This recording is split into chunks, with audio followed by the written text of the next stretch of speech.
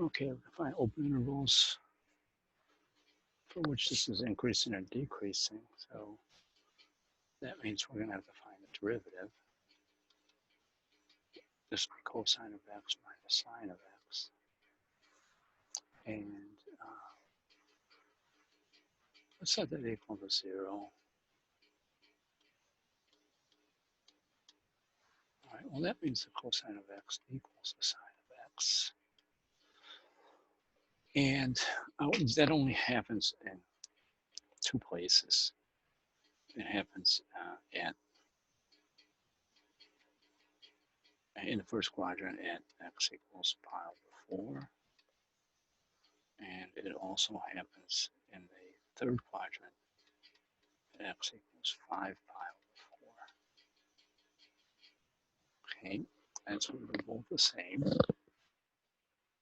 We have a couple places on the curve. Now let's do the testing. Let's find out what happens here. X, f prime of x. Okay, we mess up a little room there. I have pi over 4, and I have 5 pi over 4. And I need to test around it. Nothing's going to happen at 0, nothing special with the derivative. So I'm going to go ahead and use that as one of my test points, just because I know it isn't going to change anywhere between 0 and pi over 4, and it isn't going to change right at 0 either. You can see the derivative won't be 0 there.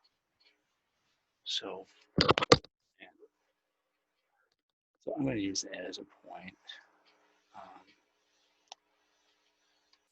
And I'm also going to use between pi over 4 and 5 pi over 4, any number I want. I'm going to go with pi over 2, why not? And then 5 pi over 4, we could go with 3 pi over 2. That's a little bit 270 degrees versus 225. So let's go ahead and we have 0, we have a 0. Let's compute our derivatives at these points. F prime of 0 is, and I'm using this function here, is going to be 1 minus 0, so that's positive. F prime of pi over 2 is going to be negative 1.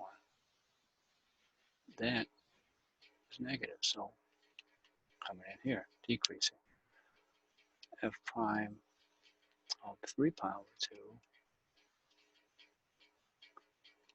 is positive 1. So on this interval,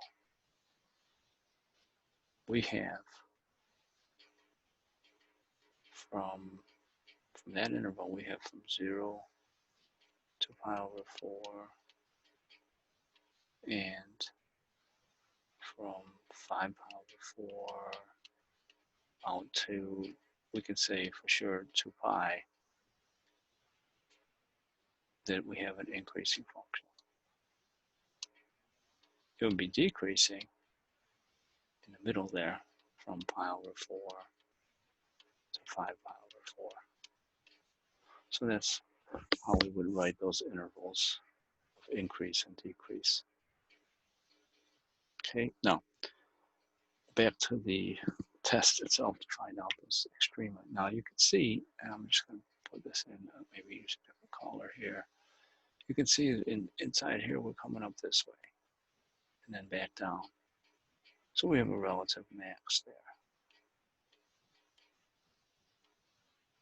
And over here, we've got the opposite thing happening. We've got a relative minimum.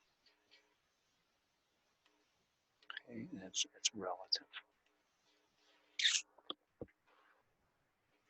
Now, if we wanted to know what those coordinates were, we could put them in. But we're not so interested in them right now. But we can always find them. F of pi over 4 is root 2 over 2 plus root 2 over 2. So that's root 2. And those things added together. 1 and 1 is 2, root 2. Okay, and then the other one, f of 5 power 4, that's going to be negative root 2 over 2 minus root 2 over 2. So we got a negative root 2. So we have all the information we need about those extrema. We got the max. Let me just summarize here. We got the max, relative max at 5 over 4 root 2, and relative min 5 power 4 minus root